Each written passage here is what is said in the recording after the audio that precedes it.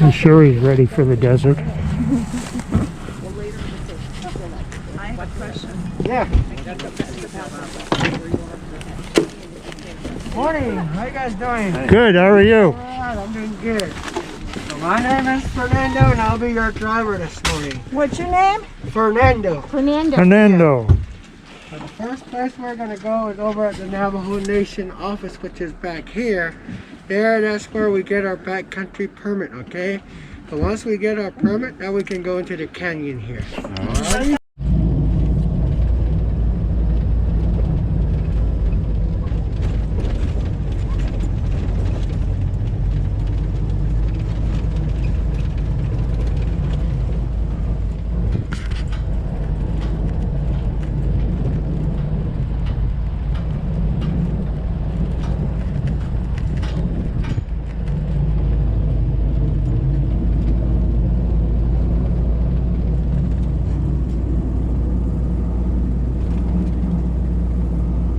Your driver this morning, okay? Does this bother you, Fernando? You okay? Yeah. Fernando. So this canyon became a monument back in April 1st, 1931 here, okay? Also back in the 1930s here, there were 3 trees that were brought in here by the CC Conservation here, mainly for land erosion, okay? So what's going on for under the canyon today is these 3 trees are spreading over the canyon floor, making it difficult to travel further under the canyon here, okay?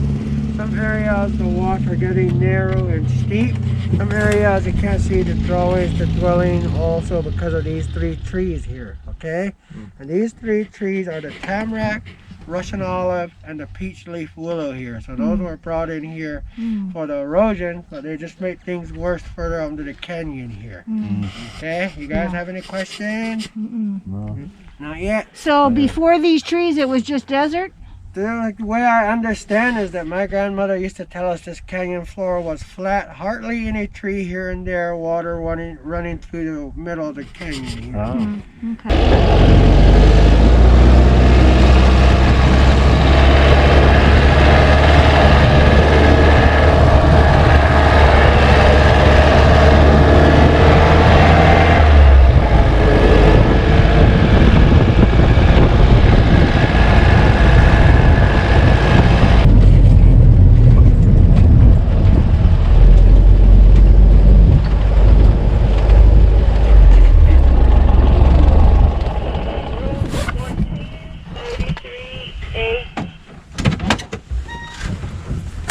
Okay, so right here you see some petroglyphs. Petroglyphs are paintings on the wall here, okay? Right inside the cave here you see a lot of paintings here, okay? Right at the end here you also see more paintings here. Oh, yeah. Right in the middle of the head is where you see something laying on his top here. Drinking something or playing a flute here, okay? That's who we call Coco Pelly. So Coco Pelly is well known all over the world here, okay? He's something like a leader or fertility god, okay? I call him the womanizer there, okay? Right above the Coco Pelly there you see a dancer there, that's a dancer. Below the Coco Pelly there you see that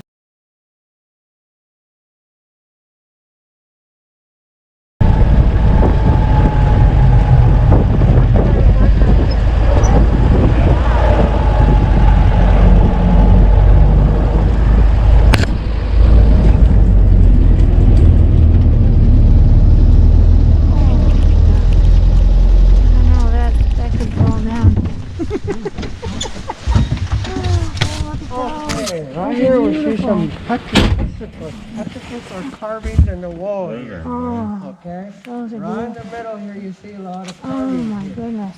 On the top left corner there you see that circle with 3 streaks pointing up. That either represents a bear paw or maybe a bear clan there. Okay? Right in the middle there you see that long 10 link there that either represents a diamondback rattlesnake or also another snake clan there. Okay? Over on the right there you see a dancer here with 2 zigzag lines coming down at the bottom there. That's a snake dancer. Snake dancer, okay? So right below the dancer there you see a 3-leaf clover here. Either represents a coyote or also another wolf clan.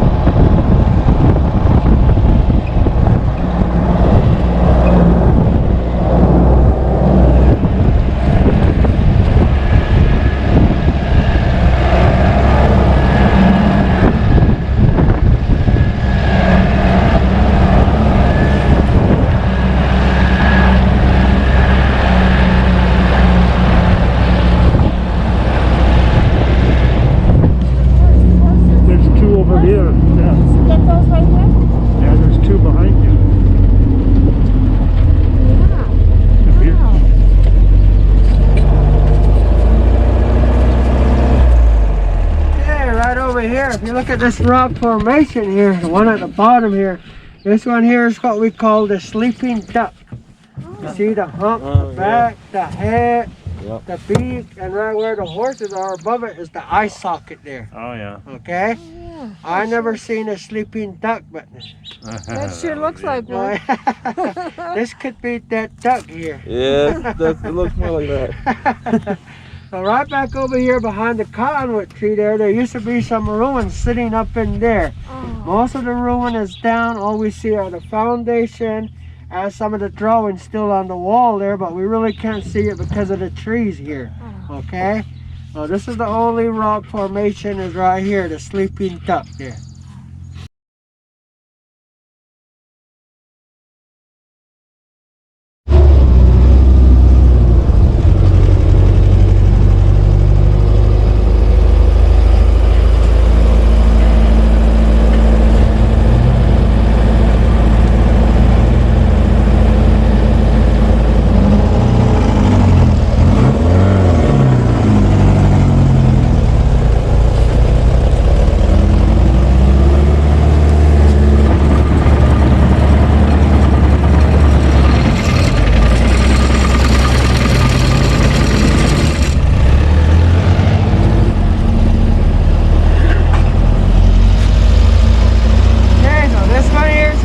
The Martini Rock, whole section right here.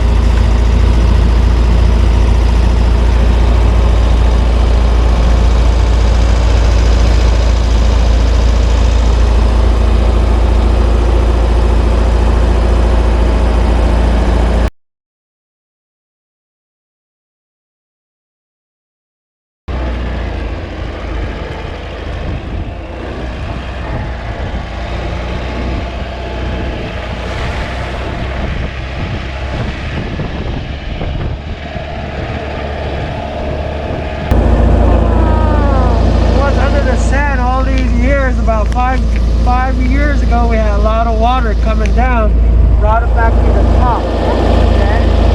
Ever since then, 1975 or 77 is when they put a stop for anyone to come into the canyon here.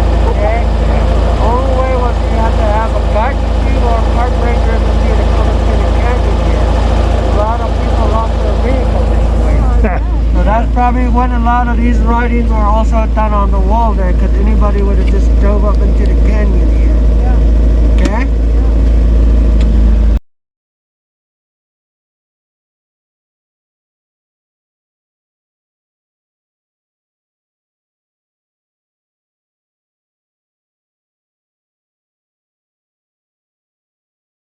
This side of the wall here, okay?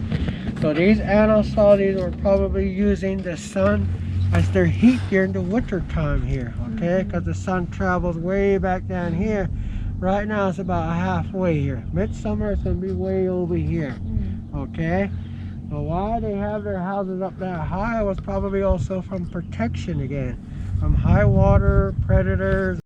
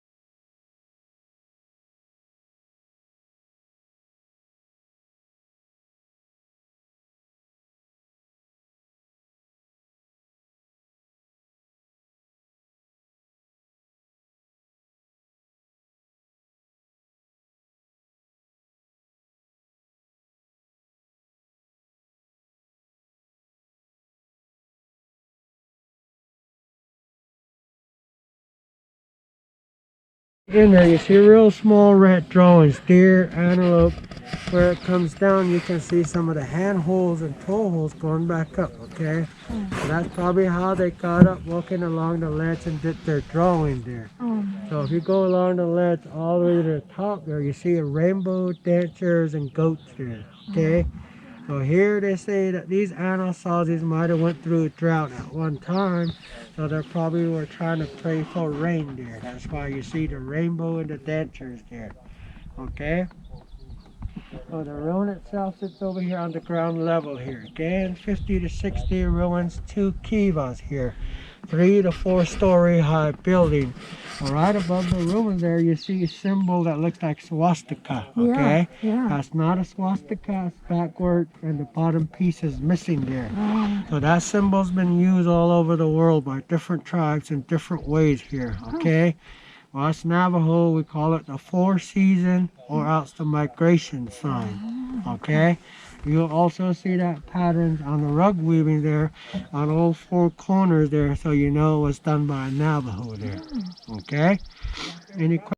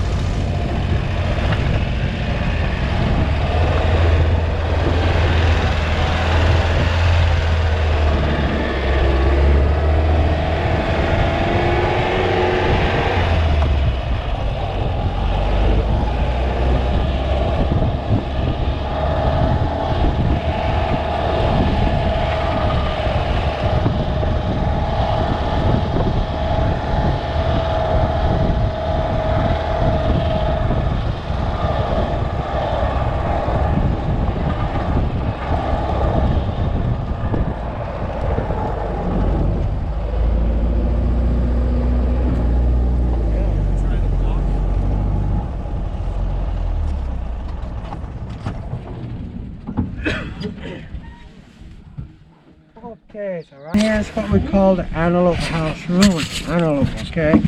Overlook is right on top there. That's the north rim there. I don't see anybody on top there. Right.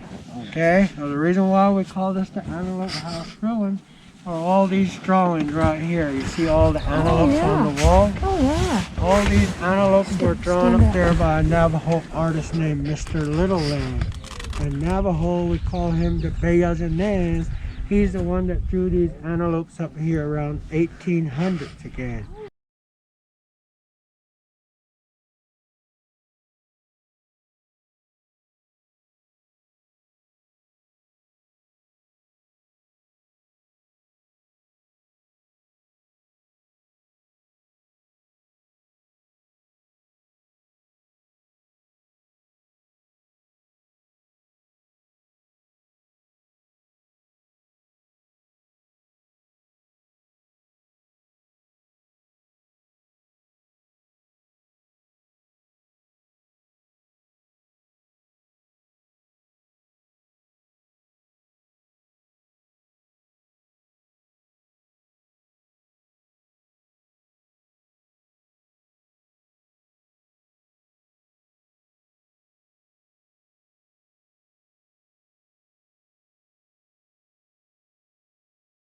Up there, that's probably halfway. Yeah. From there, you won't get to the top. From there, it's Go another around. 200 yards before you get to the main top. Yeah.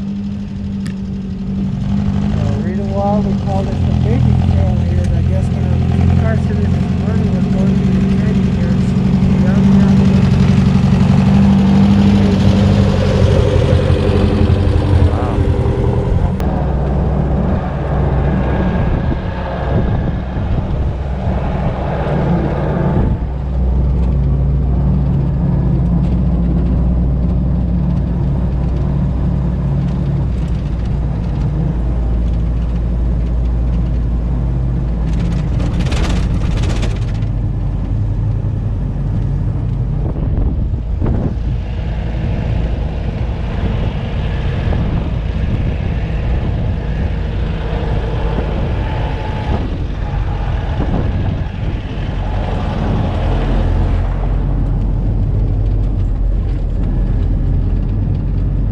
the tree holding up the ladder there.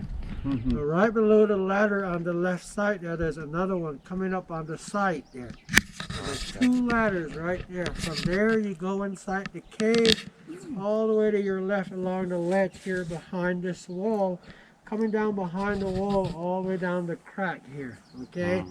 So the main trail goes halfway down the wall, then go cut across to the right. You can see the handholds and toe holes coming down on the right side here, okay? But we made it coming straight down all the way down the crack here. We never used that handholds and toe holes. Okay?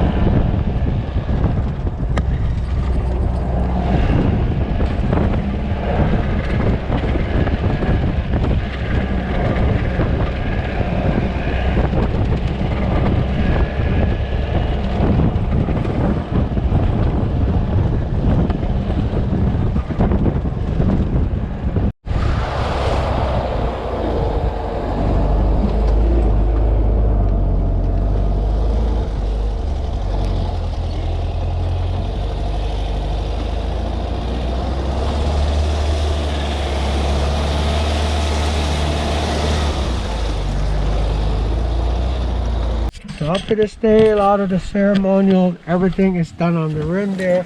nothing inside the canyon now. Okay? Any question? Can we get out and walk around?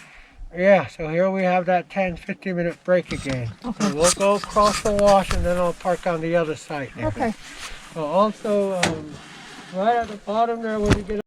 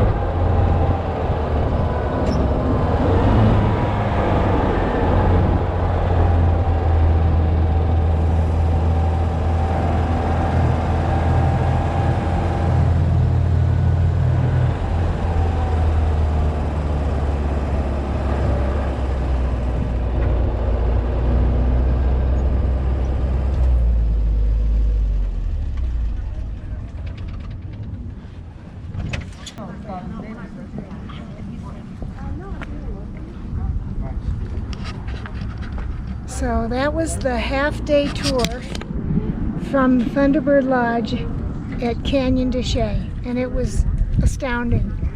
We saw things you can't see unless you're on the tour, because they do not allow people to walk around in Canyon De Chelly. So it was wonderful. That's it.